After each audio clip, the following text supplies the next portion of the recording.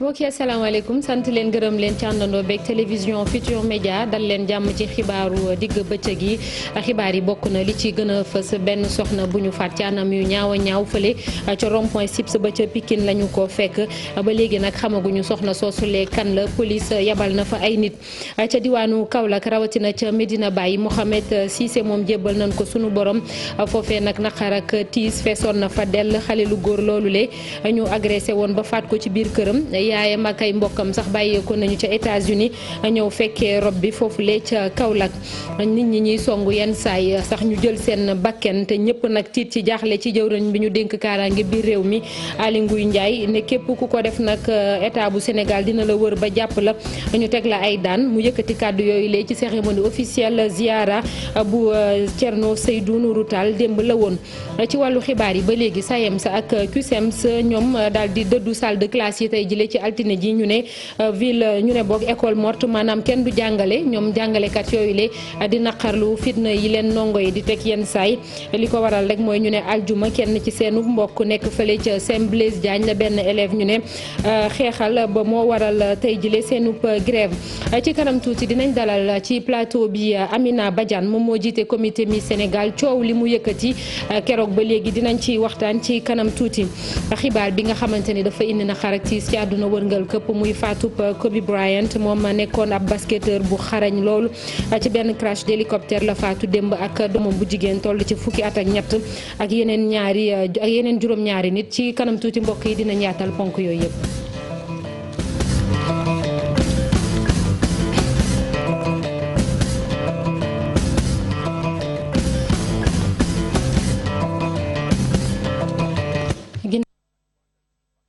yi dañ koy doore ak benn soxna bu ñu fekk mu faatu fële ca rond-point Sips ba ca Pikine ci banlieue bu Ndakaaru ñu faat ko nag ci anam yu ñaaw a ñaaw moom soxna si xamaguñu moom mooy kan waaye police daal dina cay ubbi ab l'enquête Salif Sow ak Malick Diop.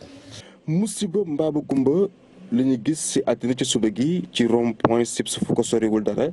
benn soxna la ñu fekk mu faatu nee ñu ëppal nañ ñeent fukki at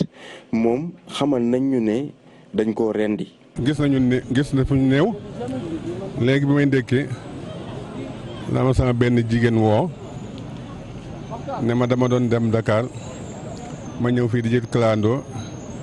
safari clando noonu de am ko ñu rey fële ma ne ko fan mu ne foofu ci sa boori jàkka ji. enquête ibbi nañ ko ngir xam lan moo waral ji jile waaye du yomb ndaxte ki nga xamante ni moom la ñu fekk mu faatu gaañu fii nee ñu xamaguñ kan la. dañ ma photo bi waaye miinu ma jëmmam fii ci quartier bi ñaaw na lool nag fii nag mosu fee am ndax xaw na ma fee yàgg am naa fi fanweeri at ak ñaar waaye lu mel nii moom mosuma ko fee gis. ndax dañ koo rey ci bërëb bi wala dañ koo faatee feneen indi ko sànni ko fii laaj yi samp fii bari nañu lool askan wi dafa tiit jaaxle. ba tax nee na ñàkkum kaaraange gee ko gën a tee nelaw. sama njort daal li ma njort mooy dañ ko rey indi ko fi ndax dafa mel ne jeeg bu ndaw la fii bu jant soyee nun xam nga buñ jullee man maa ngi dëkk fële ca boori Kaaba foofu la sama kër ne bu ma jullee timis rek damay dem heure bi lay xëy ñëw ñaare waaye fii amul sécurité. bari na guddi yi lu ñuy seetlu wàllum faataate ci Sénégal. looloo waral ba askan wi dañoo jaaxle di laaj ministre de l'intérieur anamu. Bassirou Cissé ñu gën koo xamee ci Mohamed moom nag semaine bële weesu lañ koo faat ca Medina Baye bañ ko doon agressé ci biir këram démb nag mbooloo mu takku moom moo teewee bañ koy jébbal suñu borom ca sëg ya nekk foofule naqar ak tiis feesoon fa dell yaayam indi ay seede yu rafet ci moom mu nekkoon xale lu góor loolu le bàyyeekoo ca Amérique nekkoon na ku am diine loolu seede yëpp daanaka benn la reportage Ibrahima Diamé ak Fally Gaye. mbooloo mu bëri moo gunge kii di Mohamed Bassirou Cissé fi ko dalee nag juma Medina Baye fuñ ko doon jullee. ñu defar leen taxawaay da ngeen jublu penku. ba ci cimetière Medina Baye fuñ ko jébbal boromam di këram gu mujj. rob bi nag ñoo ngi ko amalee ci teewaayu ay mbokkam kii di yaayam ay mag ak rakkam bi ñu wooye nag ki nga xam ni moom moo di yaayam mu tiim niiw doomam pour mu def seede ci moom li mu njëkk a wax moo di ñàkk na doom bu jullite doom bu nga xamante ni jullit aqan la doon taalibe Baay seede yi nag daanaka benn la kii di Mohamed benn mbir lañ ko xamee moo di jullite yaayam nag ne doonte ñàkk na waaye mu ngi wekk lépp ci yàlla jàpp ne ndogalam la te nangu na ko ndax moom it nee na jullit la te lii def ko gën a dëgëral ci diine lislaam bi mu gëm. ñàkk kaaraange boobule ak ni mu taree ci Sénégal gi yëpp Aly Ngouille Ndiaye di jëwriñ bi ñu dénk kaaraange ci biir réew mi ne nag état bu Sénégal dina ci def kéem kàttanam ñëpp ñoo xam ne ñooy wër di def ñaawteef yooyu le dinañ leen teg loxo ba noppi teg leen ay daan mu àddu sax ci faatub Mohamed Cissé boobule Aly Ngouille Ndiaye yëkkati kàddu yi démb ba mu demee ca cérémonie officielle ziara Thierno Seydou Nourou Tall bi ñu amal atu wu jot xalif ba di Thierno Madani Tall moom it nee na dina jàppale bu baax a baax gouvernement bi ngir ñu xeex nit ñooñee ñuy faat lu ci bëri bëri que fitna gi ci réew mi reportage bi Faye Babacar Camara. ba ñu sumb li ñu. jëwriñ gi ñu dénk kaaraangeeg biir réew mi di Aly Ngouille Ndiaye moom mer bu futu la def ci attaque ya nga xamante nit ña ngi koy amal jamono ji ci biir réew mi ba ca mujj moo di ca Kaolack ak kii américain bi nga xam ne boom nañu ko. moom mi ne l'état wu Sénégal du jóg benn yoon ngir seet ana ak ñan rek ñoo def ñaawteeg gi ngir teg leen loxo li ni mel tax na itam Thierno Madani Tall moom ànd ceeg ñoom ca xeex mi ne leen du leen bàyyi benn yoon. ñu fekk ay nit seen biir kër ñëw ci réew mi ndax jàmm ji nu fi dégg ñu fitnaal leen jël ci bakkan ginnaaw bi ñu ko jaalee njabootu ñaseen gépp ñu wax leen ne nguuru Sénégal du noppalu te tegut loxo ñooñu yóbbu leen ci yoon yeneen ñaawteef amoon na fi ci Touba ak ci Kolda ayu bés bi ñu génn. ña nga xamante ne dañ leen boom fii ci réew mi liñ leen boom nag yéen état bi àndu leen ci ñi nga xamante ne ñooy ŋànk wàllu diine ji di xalif généraux yi ñoom tamit ànduñu ci lépp li ci war ngir daan ñooñee ba jàppaleen ba jaarale leen fi ñu leen war a jaarale kon nag yéen a ngi ci gàcce ngalaama yàlla na leen yàlla fay ci loolu. jawriñ gi gannaaw cérémonie officielle bu ziar omarienne bi ñu doon amal ci dibéer gi moom yi di ñaax way jur yi ñu gën a bàyyi xel ci seen yaru doom yi ndax loolee lu am solo la réseaux sociaux yi bokk na ci loo xamante ne mi ngi gën a gàllankoor seeni teggin. Thierno Bachir ñuy ñaax parents yi walla boroom kër yi ñu gën a farlu ci yaru njaboot gi ndax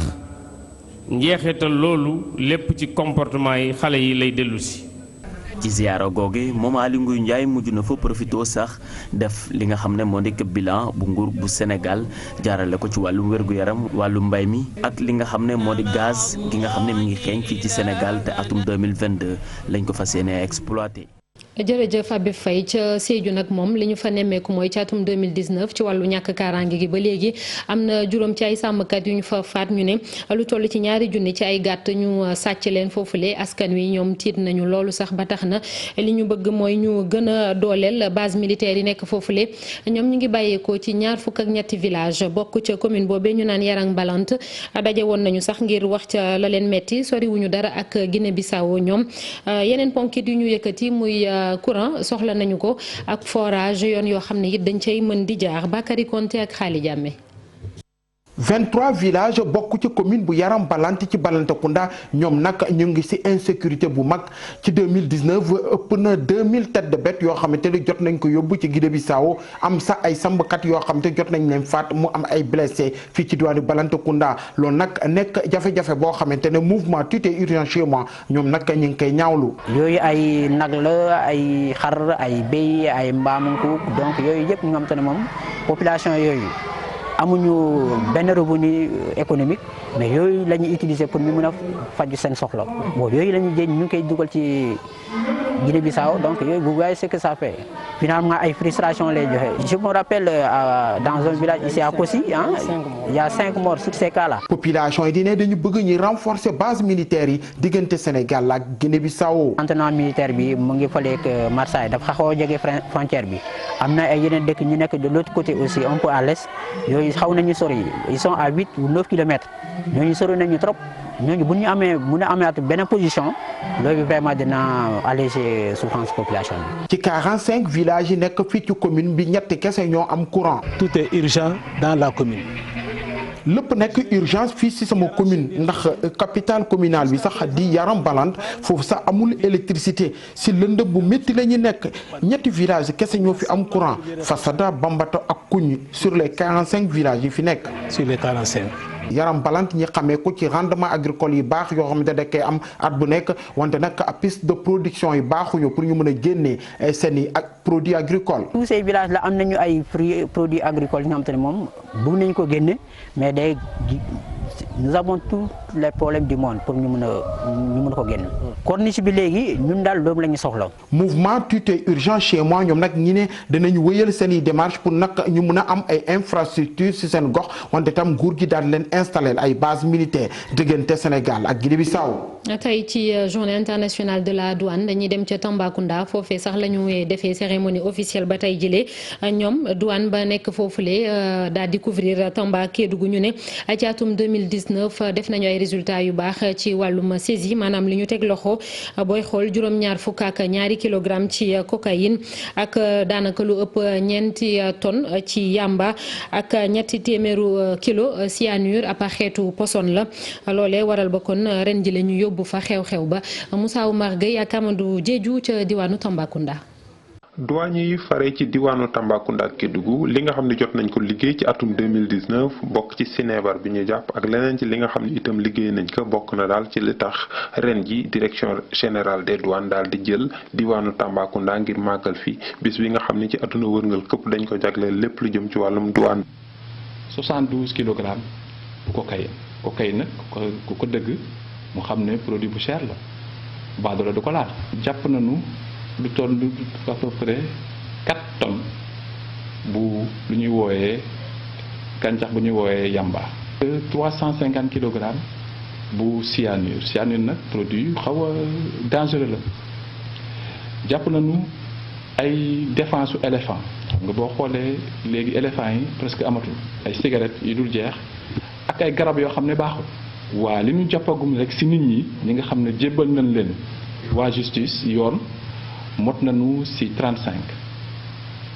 personnes d'interpellation. ci lu jiitu cérémonie officielle bi nga xam ni kii di jëwriñ bi ñu dénk lépp lu jëm ci wàllu finance Abdoulaye Daouda Diallo moo ko war a jiite ci altine bi ñu jëm ki nga xam ni moom mooy directeur général des douanes muy colonel Abdourahmane Dieye moom ak ki ñoñam daal dinañu dikk ci Tamba amal ay yëngu-yëngu ci lycée Mame Cheikh Mbaye ci inspection d'académie ci hôpital jeexale ko ci benn randonnée pédestre masalan daal ñu xëy di dox ngir def benn xeetu tàggat yaram ci dëkk bi.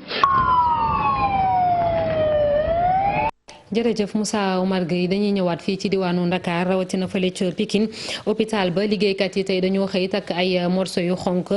bokk na ci li ñuy naqar lu ñu ne benn bor boo xamante ni agence couverture maladie universelle ameel na leen ko mi ngi toll ci $1 milliard ak ay salaire yoo xam ne fayaguñ ko ba léegi rawatina ay ndàmpaañ yu ñu leen war a jox ñoom liggéeykat yi ne it am na machine bu fa nekk mu di ab scanner ñetti weer a ngi ni doxul loolee it bokk na ci ponk yi ñuy ñaxtu liggéeykat yooyu le ñu desandi ci banlieue bi ba léegi ca ginnaaw raay sud ay ndaw ne ñoo lànk d'accord ñu tabax fa benn centre de santé maire bi Ablaye Diop moom moo ko wax ñu ne foofee ñu ko bëgg tabax nag mooy benn espace képp bi nga xam ne ñoom ndaw yi nekk ca quartier Daaru Xuddoos foofu la ñuy foowee wala sax di def seeni match ak lu ni mel dañoo jàkkaarloo nag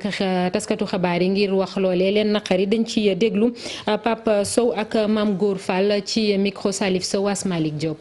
jeunes yaa ngi nii nag du ñu saaga kenn du ñu sànni xeer kenn li leen métti ba métti mooy construction bi nga xamante ne moom lañ bëgg a construire fii nii centre de santé bi yeneen centre de santé am na fi nga xamante ne mooy ginnaaw raay ñaar am na fi. war nañ mën a dem foofu dolliwaat fa yeneen jumtukaay yoo xamante ne dina taxu yeneen hôpitaux yi yeneen centre de santé yi am yeneen xar kanam yoo xamante ne ku feebar boo fa demee ñu faj la mais bu nekkee dafa bëgg a def forcing Hitler nee na force moo koy arrêté comme moom nag dafa bëgg a construire centre de santé bi fii nga xamante ne mooy poumon bi tey ñii képp ku fi xamante terrain bi moo tax nga xamante bi ak sa morom. ñun instant yii nii première pierre bi la ñuy xaar mu jéem ko bu ko ñëwee di teg wax nañ ko nee na ko nag ñun say njaboot lañ bu nekkee pare na pour tëj ñu tijjiwaat ñu ñun dinañ ci dem parce que benn bu fi brique tegoo dinañ ko dindi. fii képp ku nekk xam na ne fii mooy quartier fii mooy ASC Déggo fii équipe yi fii lay entraîner fii li mu produit dafa bëri école de football bi Sékou Thiaroye fii la nekk te fii ay tukkatu yàmbaar rek ñoo fi nekkoon bu njëkk. instant yi booy gëmuñu dara lu dul football booy football rek lañu xam kon nañu bàyyi suñu terrain li ñu waxoon démb rek la ñuy wax dem nañ gërëm si njekk ak teranga waxtaan ak moom jàppe wuñ ko comme maire dañ ko def comme frère loolu la ñu wax ak moom waxtaan nañoo ak moom nag ne ko bu mënee dellu ginnaaw ne dellu ginnaaw ñun am na yeneen sujet ñu ko proposé pour mu dem fa moom nag dafa dëgër bopp ne fii la koy def bu dëgëree bopp nag ñoo ko gën a dëgër bopp ñun fuuf bëgguñu tey bëgguñu ëllëg. bokk na ci ponk yi ñu doon junj ci bopp xibaar yi muy tey bi nga xamante ni jàngalekat yu bëri duñu dem ci classe yi rawatina waa SAEMS ak waa CUSEMS ñuy naqar lu ñu ne fitna yi ñuy teg ci kaw jàngalekat yi yenn saa yi ci misaal aljuma ji weesu am na benn professeur éducation physique ak sportive bu nekk ca Sem Blaise Diagne bu doon xeexoo ak benn élève ba ñu ne ay gaañu am ca waaye ca Rufisque nag moom dafa mel ni du fépp la ñu topp grève bi ndax composition yi moom moo door moo tax jàngalekat yi ne mënuñu ko waaye nag terewul ñu ngi woo état bu Sénégal mu jël ay matukaay ci mbir moomule ngir fexe ba sàmm seen kaaraange ñoom jàngalekat yi Pierre Martin Sagna moom mooy secrétaire général sous section SAEMS bu Rufisque dañ koy déglu ci micro Ousseynou Thiam ak Ahmadou Bamba Samb. syndicat yi dañ ko xeex nañ ko ba sonn te tamit ñëpp ñoo ko war a xeex parce que ñàkk kaaraange ci ñëpp la mun na dal élèves yi comme mun na dal enseignants yi te tamit nañu xalaat ni enseignant ak élève tamit ay collaborateurs ñoom ñoo bokk li ñuy def ñoom ñoo war a def bu amuloon élève enseignant du fi nekk bu amuloon enseignant élève du mun jàng donc ay collaboration lu ñu war a def et ku nekk na xam ne tamit li mu war a def mu def ko ci yoon munoo jàngale ba pare te état bi la yónni pour nga ñëw jàngale si tamit du la protéger ci yoon état daf la war a protéger ndaxte loi bi mu lay wax ni loi 61-33 du 15 juin 61 dafa ne enseignant képp ku bokk ci fonction publique état daf la war a garantir sa sécurité. waaye yu tamit ñoom la ñuy njëkk a ñaax ni ñu jàppale ci lii ndaxte ñun dañuy li ñuy def mooy tàngat seen doom yi. ñoom tamit ci lañu bokk ci mbir mi la ñu bokk donc suñu nekk di tàngat seen doom ñoom tamit war nañu jàppale ci mbir mi yar seen doom yi tamit te wax leen tamit ñun duñu ay noon ñun dañ leen di jàppale pour sàkk leen xam-xam ba pare def ci ñoom ay citoyens ëllëg. association parents d'élèves dégguñu leen ci coow li ñetti enseignants agressé nañ leen waxuñu ci dara te dañu war a réagir. waaw yoon moom dinañ ko saisir en tout cas ñi ko war a saisir dinañ ko saisir dinañ ci yoon pour que li xew daal. mu bañ a amat ci njàng mi ci biir Sénégal bi la. ci wàllu jàng bi ba léegi rawatina ci diwaanu Ndar Géej foofee nag ci at wile gis nañ lu toll ci juróomi école tëj nañ ko ndax dañoo yàqu élèves yi mënatuñu faa toog ñi bàyyeekoo foofule di jébbal ab message état bi ne na def tuuti effort maanaam ay jéego ngir ñu defaraat école yooyu le xale yi mën faa delluwaat docteur Amadou Dia kenn ci ñoom nekk responsable politique bu parti socialiste moom bokkoon na ci yëkkati kàddu yooyu le ci jamono ji mu doon jébbal caabi yi ay salle de classe yoo xam ne moom ci boppam ak ñi mu àndal ñoom ñoo ko defaraat ca école boobee di Rawaan Ngom ay kàddoom Ousseynou Diop ak Habib Seck ñoo ko taataan. ku am chance su jàng suñu époque ñun boo daan jàngi école sa kër ba ngay jóge école ba ngay dem moo ko gën mais léegi dafa inverse moo am c'est-à-dire nit ki école kër ga muy jóge muy élève bi muy jàngalekat bi kër ga muy jóge mooy gën école ba. Ndar ñu dem ba toll foo xam tey ñi ngi ci juróom benn école yu ñuy wax ni tëj na inspecteur wax na ko sànq école yooyu tëj bu ñu continuer à ce rythme teg doomu Ndar yi jóguñu taxaw si parce que lépp mënoo ko delloo état buñ ci jógul taxaw si yaakaar naa ne daañ toog foo xam ni wax na ko sànq aussi que ni ñeneen ñi ngi am ay abri provisoire mais bu boobaa ñun dootuñu sax am abri te loolu je crois que ni moo tax ñu taxaw jóg en tout cas woowaale ñëpp que ñu xool ku ci nekk fa nga mën a nekk école ba nga jànge wala loo mën ci sa koñ nga jàppale ko ci école parce que nag école mooy base u lépp c'est-à-dire li ñuy wax nii yëpp aujourd'hui éducation lu ñu mënti wax tant que defaraatuñu tant que defaraatuñu école sénégalaise tey bala ngay wax nag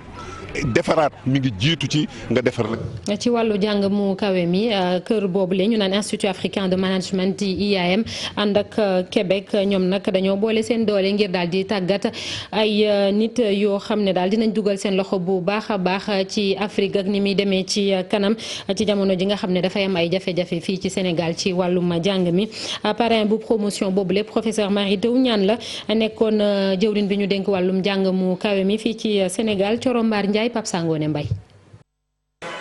ginnaaw ay at ci ab formation étudiants yi nga xamante ni ñoom ñoo doon suivre lu jëm ci wàllu co-diplomation diggante IAM ak Québec ñoom ñi daal dinañ leen sargal ñoom sax di wax ni mbégte dong lañ ci jëlee. tey ñu am mbégte wu jot suñu diplôme du jógee ba UQAC Université du Québec à Chicoutimi donc mu nekk co-diplomation bu ñu am ak suñu diplôme fii nii Sénégal donc nekk na fierté bu mag si ñun ndax tey wane na sacrifice bi suñu parents yëpp def pour ñu mën a réussir ci suñu carrière. yomboon na yombul nag parce que jàng moom ku ci bëgg lu rëy ku ci bëgg réussir doo yam ci arc bi nga ko war a jox rek biir classe soo bëggee réussir dalay jaral su ñëpp toogee nga dem jàngiwaat dalay jaral su ñëpp yamee ci li jàng benn livre nga dem jàngi 2 livres. Mary Teuw Niane mi nga xamante ni moom la ñu bàyyile bi les promotion rafetlu li dox ci diggante public bi ak privé bi moom sax jàpp ne lii lu ñu war a gën a ñoŋal la. muy ay xam-xam yu am solo ngir réew yi ñu nekk nga xam ni dañu soxla lépp lu jëm ci affaire ñu mun ci liggéey bu am solo mun ci ubbeeku tamit ak lépp lu jëm aussi nan la ñuy organiser suñu société nan ñuy organiser lépp lu jëm ci entreprise ak yu mel noonu yooyu dafa am solo te moom moo ko waral. ndaw nag foo ko gis jàng moo ko lal xam-xam moo ko lal. suñu nguur yi yaatal nañu xam-xam bi def nañu ko am xam-xam mu nekk lu yomb mu nekk lu ubbeeku mu nekk it xam-xam bu méngoo ak jamono. ñi nga xamante ne ñoom ñooy kilifa école yi le di IAM ak Québec Université Chicoutimi ñoom di wax ni day am solo rek saa su ne ñuy fexe ba góor ak jigéen mën a amal formation yu ni mel ngir seen dund daal de mën a am njëriñ. pendant 20 ans ñoo ngi liggéey di former ay étudiants ci seen bachelor di leen former ci seen MGO maanaam maîtrise en gestion des organisations am na ay kilifa réew mi ak kilifa Afrique yoo xam ni ci programme googu la ñu jaar te am nañu yaakaar ni dinañ gën a renforcer sunu partenariat pour mën a produire en fait plus donc renforcer capital humain bi avoir plus d'impact en fait ci transformation continent africain. IAM nag mel ni bëgguñu fee yemale mbir yi ñoom sax daal di wax ni partenariat yi lu ñuy gën a yokk la ngir rek fexe ba ñi nga xamante ne ñoom ñoo di étudiants yi seen ëllëg ñu mën a gën a xam lu muy njuróol. Coro Mbaar Ndiaye coowal suuf ca diwaanu Rosso Sénégal maire bu commune ba moom la askan wa di tuumal ni dafa jël seeni suuf daal di koy dog-dogee jaayee ko ay privé ñoom nag amal nañu benn marche maanaam doxub ñaxtu police moom moo leen ca gunge ci doxub ñaxtu boobule dem nañu it ca procureur ba ñu ne daal di fay déposer benn plainte ngir lépp daal di leer Ousseynou Diop Habib Seck. yi nekk ci Rosso Sénégal takk ay brassard rouge gendarmerie encadré leen ñu amal bile doxub ñaxtu. la leen metti bokk na ci bayal bi ñu duppee bayal muule ay hectares yu bare la ñu ni maire ba moo ko daal di jaay looy nag ñu ni du ca dal. fi ñu taxaw tey la ñuy woowee bayalu muune presque 50 ans Rosso lu ñu am fi li ngay defee muy gàmmu muy xawaare muy tàndbeer lu mën nag fi li ngay defee ñu xëy bis maire bi nee na moom ay maamam ñoo ko moom ñu xëy jaay ko Rosso nag dañoo génn bi lu ko waral mooy dañuy réclamer place bi des ci Rosso Sénégal. ñoom ndaw yi daal di xamle sax ni daal nañuy porter plainte ci kanamu procureur ndaxte lii lee duñ ko bàyyi mu jàll ay junni kër yoo xamante itam maye nañ ko ti benn ndaw amul ca bokk na ci itam li leen naqari. ñaawul tamit manière bi maire bi ak ay nitam yore suuf Rosso di ko pasaree xale yi taxaw fii kenn awu si kër. maire bi moom ak ay nitam ñu ne kër yi di ko jaay di ko seddoo ñun tamit en tant que ay ndaw dañoo porter plainte ci kanam procureur di laaj ñu leeral ñetti mbir bi ci jiitu mooy fan la teg di mooy junni kër te amul benn service technique bu ñëw maanaam cadastre urbanisme Sénélec SDE. ñoom nag nee nañu bërëb bi nga xamante ni moo doon bërëb bi ñu daan defee seen ay activité loolee la ñu bëgg a jël te itam beneen place bu leen jox duñ fa dem. ñun nag en tant que ay ndaw Rosso buggul fenn fu dul Boyal Mouna comme espace public bugguñu feneen. ndaw yi nag nii la ñu génnee wane seen i naqar li ñu bëgg mooy jàkkaarloog maire bi ci kanamu procureur ndaxte suuf si nga xamante ni ñoom jàpp nañ ni joxe nañ ko kenn tegu ko ci yoon maire bi ñu jokkoo ak moom nee na duñ ci indi ay tontu ca nu mu gën a gaaw. commission bi ñu dénk ngir muy joxe carte nationale de presse yi installé nañu ko tey jii ñi ci bokk ñu teg leen seen toogu ni ngeen koy gisee noonu Daouda Mine nekk journaliste jiite site bi di igfm.sn moom moo ko jiite mu di xew-xew cérémonie bu am ci teewaayu Abdoulaye Diop ministre de la culture et de la communication commission boobu Daouda Mine jiite nag nee nañu dinañ def seen kéem kattan def li yoon digle rawatina ci yan anam la ñuy joxe carte de presse boobule dinañ ci dellu si ci ni mu gën a yaatoo niñ leen ko doon waxee sànq ci njëlbeen suñu gan tey Amina Badiane la Amina maa ngi lay nuyu. fay naa la. Amina moom moo jiite comité d'organisation Miss Sénégal gis nañ ko Amina Ndeye Fatima Dione moom moo nekk Miss Sénégal 2020 mu nekk nag mu mel ne dañ ko élire ba noppi waaye kenn kontaanul ndax dégg nañ coow fu ne lan moo waral lu ni mel. waaw élection Miss toujours day am ay coow. parce que tey jii bu Thiès mais coow bu mel ni gëj naa am. non daaw aussi amoon na fi. parce que daaw bi Alberta Diatta gagné aussi amoon na coow bu mel noonu mais bii aussi am na coow ndax ñoom tey jii bu doonte ni da Thiès moo gagné alors dinañ ni parce que Amina Thiès la dëkk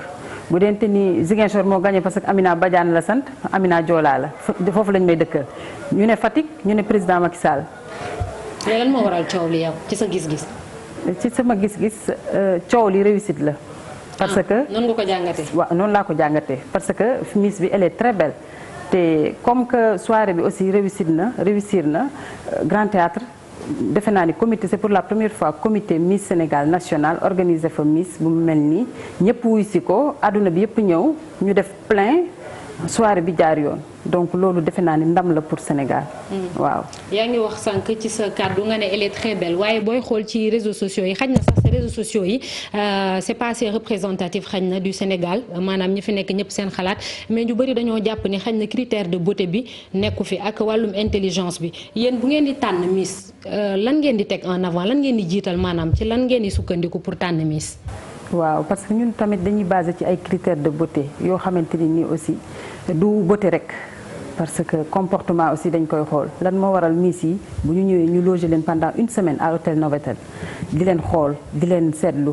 seeni comportement et tout loolu dafay jouer loolu dafa am vote donc beauté comportement culture générale parce que il faut nga am niveau d'étude parce que Miss ambassadrice la dafa war a représenter son pays ailleurs et partout war a vendre aussi la destination sénégalaise donc kooku il faut que mu xam nu muy waxee xam nu muy comporter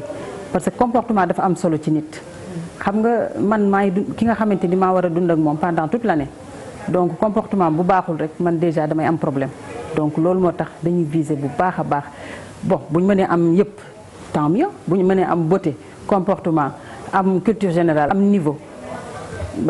mais loolu aussi c'est un peu difficile des fois nga gis ku rafet doo am niveau wala nga gis ku rafet sa comportement du baax. donc yooyu yëpp dañ koy dund Miss bi ndax moom critères yooyu yëpp moom dajal na ko. dajal na ko parce que loolu la ñu gis dañu. yéen loolu ngeen gis. waaw loolu la ñu gis. ba léegi rek keroog ba élection bi amee ba léegi wax ji coow li tamit bëri na ci wàllum niveau intelligence bi nga wax niveau d'études et tout am na ñu bëri tamit am na vidéo yu ñu partagé. mu di ay expression yoo xamante ni xañ na ñu ngi ko doon utiliser. yuy wane ni seen niveau d'étude maanaam nekkul ni ñu ko fogee woon yeneen Miss yi fi jàlloon tam niveau d'étude bi du loolu noonu. xam nga Miss yi aussi bu ñuy wax ci public mën nañu am trac. parce que loolu mën na dal ku nekk donc ñoom ñëpp trac bi moo leen jàppoon ñoom ñëpp ba duma ni ñoom ñëpp mais kenn ci ñoom mën na nekk ni dafay am trac parce que ça arrive souvent loolu moo tax monsieur Pape Faye di leen former toujours di wax ak ñoom di waxtaan ak ñoom di leen jàngal prise en parole ci public bi mais c'est tout à fait normal que ñuy am ay trac loolu dafay am day am sax ci ay mag waxuma la ak ci ay xale ba pare ñoo xamante ni mësuñu génn c'est une première expérience xam nga fi ñuy jóge ak yëpp il faut aussi tenir compte de tout ça.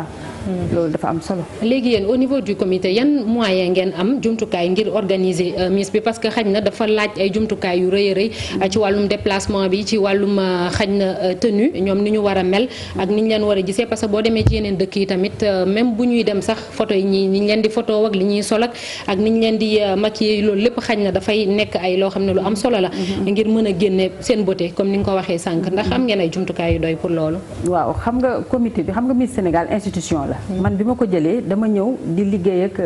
comité Ambroise Gomis parce que Ambroise Gomis moom moo yoroon Miss Sénégal. moom lañ ci yàgg xam waaw donc chaque région comité Moïse laa fa bàyyi parce que amul sens may ñëw rek di dàq ñëpp. ban at nga ko yor ba léegi 2016 ba léegi. donc dama ni naa leen may seen change xool lu ñuy liggéeyee bu fekkee ni nii ça me va ma continuer ak ñoom bu fekkee ni nii li ñuy def neexuma alors là mën naa ni ok nañu changer. donc ñooñu peut-être aussi mën nañu am problème par exemple accompagnement manque de soutien donc doo xam yan conditions te aussi la ñuy organiser parce que man li ma res mooy fii national Dakar ak Thiès 3 yooyu laay gérer ak sama comité national mais tout le reste c'est indépendant du comité national. donc loolu aussi ça joue. nee ngeen Miss Sénégal nouvelle vision maanaam gis bu bees lan moo ci soppeeku daanaka. gis-gis bu bees ça veut dire que changé nañ image Miss Sénégal parce que Miss Sénégal boo seetloo. ci naka ñaata at la Ambroise gëj a organiser Miss Sénégal xam nga loolu yàgg na ñaata at la Miss Sénégal gëj a dem à l'international Miss Monde comité national ñaata at. est-ce que sax mës na am te man ren yóbbu naa Miss Sénégal Miss international dem na participer Miss Monde. donc loolu vraiment c'est à magnifier. waaw parce que Miss Monde 125 pays Sénégal bokk ci loolu je pense que gëj na fi. donc changé na. kon ren jii Miss ren bi tam dafay dem représenter Sénégal. Miss Monde. en tout cas ñun am nañ droit représenter Sénégal donc loolu aussi ñu ngi koy étudier di ko xool. parce que aussi dañoo bëgg Miss boo xamante ni moom xam nga Miss Monde dafa demander yeneen critères yoo xamante ni bokkul ak Miss Sénégal. donc loolu aussi il faut ñu travailler ci peut-être bu jaree ñu def yeneen casting. pour pouvoir ñu am koo xamante ni dañu représenter au niveau mondial. Ndeye Fatima Dione Miss Fatick moo nekk Miss Sénégal 2020. ni ñu ko doon waxee sànq critiques yi bëri na muy ci réseaux sociaux yi muy fépp moom yow yaay faral di nekk ak ñoom moom naka la accueillir critiques yooyu yëpp muy moom di ñeneen ñi sax ñi mu àndal mais surtout moom bi nga xam ne xaj na moom moo yor couronne bi. waaw moom critiques yi tontuwu ci benn yoon moom elle est posée amul benn problème xale bu yaru la. mais def na dara ci mentalam wala. pourtant non woo naa ko laaj ko mu ne ma non maman Amina tranquille affaire bi xooluma ko sax man aw ma sax page la ma wax aw ma sax Facebook aw ma kii WhatsApp xaw ma Facebook la ma ni amu ko. fépp la maanaam ci plateforme yëpp booy xool ci réseaux sociaux yëpp muy Facebook di Instagram di Twitter nekkul ci benn mais ay mbokkam dañ koy gis di ko wan. dañ koy gis mais nee na moom kii ko quoi jàpp ko. ak yéen au niveau du comité d'organisation parce que yéen tam yéen lañ njëkk a critiquer sax apparemment parce que nee nañ comité bi ñëpp xaj na li ñu taxaw di laaj mooy comité bi ci yenn critères xaj na lay tànnee miss yi.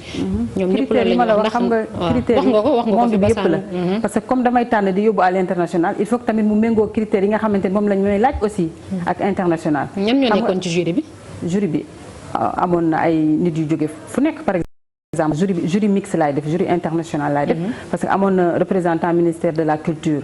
amoon na ñoo xamante ni ñu ngi ci secteur dans la mode amoon na ñoo xamante ni ci loolu la ñuy liggéey donc jury bi ñu am jury bu riche la boo xamante ni ici connaît waaw man de choix bi ñu def kontaan naa ci. kontaan nga ci trop sax ak liggéey bi comité bi def ren ci Miss Sénégal bi. kontaan naa ci parce que réussite totale la ñu am. mais Sénégal mënuñu bañ a wax tey boo tànnoon ku rafet tamit ba mel ni Panal boo tànnoon Miss Thiès coow li ne gur ñu ne Ziguinchor moo waroon a gagné wala ñu ne Kële moo waroon a gagné donc c'est tout à fait normal. Sénégal dañuy coow. mais je pense que ñu liggéey ak jàppale ñi nga xamante ni ñi ngi liggéey guddeeg bëccëg c'est mieux parce que loolu moom mooy développer pays. mais xam nga bu ñu nekkee di coow ci koo xamante ni nii mi ngi liggéey guddeeg bëccëg xam nga di liggéeyal pour dëkkam te bu ma neexoon bañ ko def aussi parce que kenn fayu ma man maa toog ba mu neex ma man ni damay jënd Miss Sénégal parce que Miss Sénégal amatul existé tul mooy toog na xanaa pendant 5 ans yoo xamante ni organisé tul Miss Sénégal. moo tax ma la doon laaj sànq ci wàllu jumtukaay yi ndax yomb na pour def ko comme ni ma ko doon. waaw yombul parce que yombul ay réew yu bëri da ngay gis xañ na dañ ciy investir bu baax a baax sax ndax événement la et puis c'est pris très au sérieux. waaw yombul parce que coût yi dafa bari waaw donc damay wax autorités yi aussi ñu gën ci jàpp parce que dafa des dañu jàppalewul waaw. parce que xam nga loo xamante ni nii bu jotee ñëpp ñëw kooku c'est l'image du pays te je pense que Miss Sénégal patrimoine la national de ce pays. te yenn xale yu jigéen ñi xañ na dañ ci daan sawar sax ndax boo ci jógee xañ na da nga ciy am ouverture muy fekk da ngay wéyal sa jàng wala sax cadeau yi ñu ciy joxe ak yu ni mel ñun ñi ñëpp bañ nekkee xale gis nañ ko. waaw man moom xale yi nga xam ne dañ may woo pour bëgg a bokk dafa bari parce que ñun tamit suñu miss yi fu nekk la ñuy dem xaw ma ndax yaa ngi suivre am déet. miss yi dañ leen di woo fu nekk au niveau de l'international dañuy voyager fu nekk sama miss yi vraiment. en quelle qualité. parce que dañu war a soit am ay contrat foofu ci ay salon yoo xam ne dañu war a représenter Sénégal parce que par exemple kii nii ki gagné Fatoumata war na dem Suisse pour représenter Sénégal ci benn salon. kañ. mois de mai. waaw mois de mai. bu ngeen paree jublu ci yeneen. parce que bu ñu paree ñu ngi préparer Miss Monde après dañuy def aussi Miss Diaspora parce que ñun dañuy wër fu nekk di fa tànn Miss aussi parce que du Sénégal rek mais am Diaspora aussi ci la bokk. Diaspora c'est la 15e région. donc dañ ciy tenir compte bu baax. noonu. d'accord balaa ñuy tëj rek Amina Badiane yow yaa jiite comité Miss Sénégal waaye dañ am na beneen actualité muy Kobe Bryant nekk ab légende du basket boo xamante ne dafa dëddu àdduna démb mu mel ni xamoon nga ko. waaw Kobe Bryant sama xarit la et puis passé nañ de bons moments à Dallas Mavericks parce que man dama doon fréquenter waa Dallas Mavericks. doon naa fa lancer aussi sama brand donc dañu daan bokk di passer vraiment de bons moments ak yeneen collègues. vraiment ñu ngi koy jaale di ko jaale àdduna bi yëpp di wax Sénégal nañ ko ñaanal parce que monde bi moo am perte. parce que ki dem dafa am solo ci partout dans le monde. boole ko aussi ak ni mu demee vraiment ñu ngi koy ñaanal daal di xam ne ñu ngi naqarlu ñu ngi koy bokk bu baax naqar bi. jërëjëf Amina Badiane sant la gërëm la bu baax a baax. Amina Badiane moom moo jiite comité Miss Sénégal 2020 ak coow li nga xam ne gis nañ ko ci réseaux sociaux yi ñu ci doon waxtaan sànq ci loolu mu wax léegi nii ci la ñuy wéyee muy Kobe Bryant nekkoon ab légende xarañ bu baax a baax ci wàllum basketball démb la dëddu àdduna ci benn crash hélicoptère moom ak doomam bu toll ci fukki at ak ñett doomam bu jigéen ak yeneen juróom-ñaari nit yu nekkoon foofule ay homme politique ay sportif ñëpp ci àdduna wërngal këpp daal dinañ koy sargal bu baax a baax moom mi nekkoon Los Angeles Lakers dañ ci ànd ak Mamadou Fall. bi mboolem staru àdduna bi yëpp di ko sargal moom mi ñu jàppee ni biddiw la ci wàllu basket moom mi nga xam te ne nag dafa marqué équipe bi di Los Angeles bu Lakers ca NBA Kobe Bryant faatu dibéer gi ci ab accident mu hélicoptère àndoon ak doomam ak ñeneen i nit dañoo def crash ca Californie toll ci ñeent fukk ak benn Kobe Bryant mujj na kon faatu bàyyi ci ginnaawam àdduna goo xamante ni dañoo triste lool. Cristiano Ronaldo moom yëkkati na ay kàddoom ci Twitter daal di xamle li nga xamante ni mooy naxaar gi mu àndal ci faatu Kobe Bryant. Messi daal di nay kon saluer li nga xamante ni moo di génie Kobe Magic Johnson Jordan ñoom ñëpp daal nañ koy rendre hommage mook doomam jëlee di Gigi. LeBron James moom kàddu mënu ko woon yëkkati ay rongoñ di toq ci lexam fan yu Lakers yi nag ñoom dañoo daje ci Staples Center ca ki oneel jàpp ni Kobe romb na athlète wante père de famille la. Zinedine Zidane Thierry Henry Mbappé Bale Suarez ñoom ñëpp delloo ko njukkal moom légende boobee di Kobe. ci wàllu politique Trump moo njëkk génn bind ci tweetam ngir kon rendre hommage kii di Kobe Bryant. Amérique yëpp taxaw nag ngir delloo ko kan li nga xam te ni moo di sargal gi Obama Barack moom itamit sargal basketteur bu gën a mag ci États-Unis bu ci ëpp titre. Afrique kenn demul mu des ñi nga xam te ni ñoo di Gorgui Sy Dieng Sadio Mané Amadou Gallo Fall Didier Drogba Samuel Eto'o ñoom ñëpp nag delloo nañu njukkal kii di Kobe Bryant. presse bi tamit New York Times jaar El Mundo jaar Équipe Pays Figaro Le Droit ba ci Libération ñoom ñëpp delloo nañ ki nga xam te ni njukkal moo di Kobe Bryant.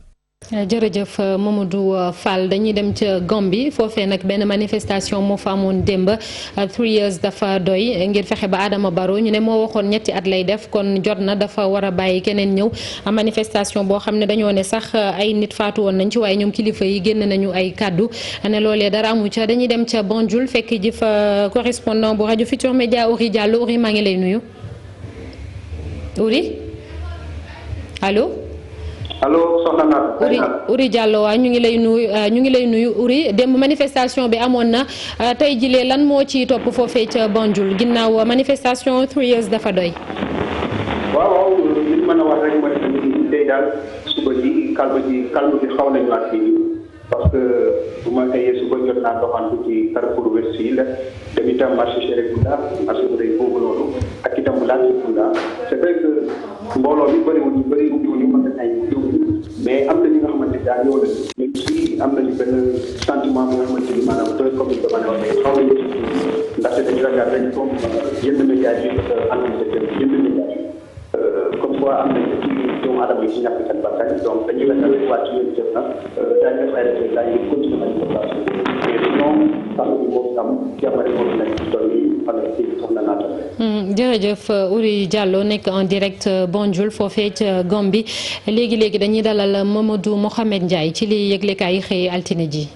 jërë ngeen jëf suul pétrole du ko teree xeeñ coowal Petro-Tim yi moo xëy ubbale l'Observateur ubbil yéenekaay bi li mu xëy di lu ñu too ko càmbar mooy lu tax ba bi ñu fi sulee coowal Petro-Tim bi boobee ba léegi déggaatuñu ci dara li journal bi gis ci enquête yi moo di mbir mi ak yoon yu mu jël bu ko wàccul coowal scandale bi ci amoon na fi ci lay mujj maanaam ci ak noo lieu gis na it ne Aliou Sall mi ñu taqal ci yëf yi ba mu taq ripp ba léegi simple témoin la ñu ko jàppe Abdoul Mbaye ak Mamadou Lamine Diallo yi porté woon plainte journal l'Observateur mi ngi ñuy wax fa seen plainte ba nar a mujj ginnaaw pétrole beeg scandale bi ñu ci wax Libération xëyaat na ci scandale bi ñu ne moo am ci ministère hydraulique mafia la ko journal bi tuddee juróomi téeméeri millions ak lu teg 505 millions 522 mille la ne moom la gaañi ngembal mu waroon a dugg ci tabaxi forage loolee moo xañ am ndox ñenn ci askanaw Linguère Matam Podor Kolda ak Bakel yéenekaay bi teg ci baaxe ñu lenn ci li feeñ ci enquête bi waa gendarmerie doon def ba tax ñu mën a daaneel ay cadre yu nekk ci ministère hydraulique office national assainissement ONAS njiitam Lansana Gagny Sakho Les Échos nee nañu ma ngay am lante ak yoon coowal ñaari terrain yu nekk Ngor yu ñu waroon a def ay immeuble juróom-ñeenti étage moo waroon a dikkee juróom-benn téeméeri million moo waral coow li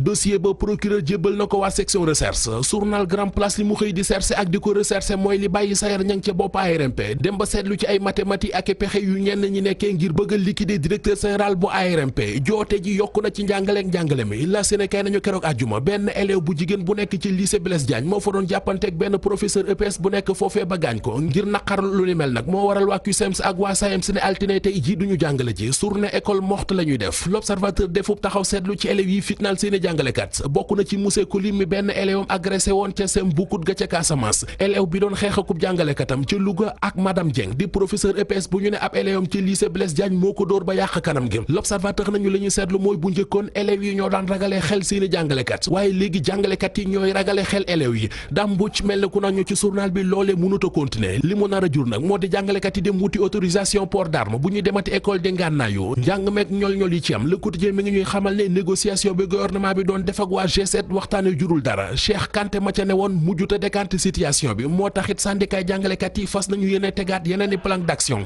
anki dina kay dëggal ko wax ñu ne négociation yi ci point mort la nekk source waa nañu ci seen négociation ya fitna ji ñuy nimmiku ci diggante élèves ak jàngalekat yi waxtaane nañu ko fa bu baax a baax fitna ji ci réew mi ngi bëgg a jéggi dayo ubbi l'Observateur Jamil Kebe benn xale bu góor la bu toll ci fukket ak juróom-ñaar moom la ay agresseur faat ca Géejawaay téléphone portable ba mu yoroon lañu ko laaj mu bañ ñu fitnaal ko faat ko jël téléphone ba yóbbu Vox Populi lañu ñàkk kaaraange gi am ci réew mi foo ko natt weesu na ko keroog benn tubaab bu jigéen lañu agressé boori palais de la République ay agresseurs yu ne woon ci seen scooter ñoo këf saagam daw dem seen yoon ñu daw dem ci lambu ji ak sunu lambu mi xëyee xibaar buy neex amateur yi combat Modou Lo Ama Baldé yéenekaay bi nee nañu Luc Nicolaï mi ko tëgg caaxaanewu ko donte ma nga ca kaso ba terewul mi ngi accélérer la cadence ñaari mbëri seen jàkkaarloo bu njëkk maanaam seenu face à face journal bi nee nañu danañ ko def ñeenti fan ci weeru février en direct lay doon ci télévision Futur Média. jërëjëf Mamadou Mouhamed Ndiaye sant ko gërëm ko ak yéen ñaandoon nag télévision Futur Média 19h30 incha allah rédaction bi dina fi teew yaatalal leen yeneen xibaar di leen ñaanal ngeen yendu ak jàmm.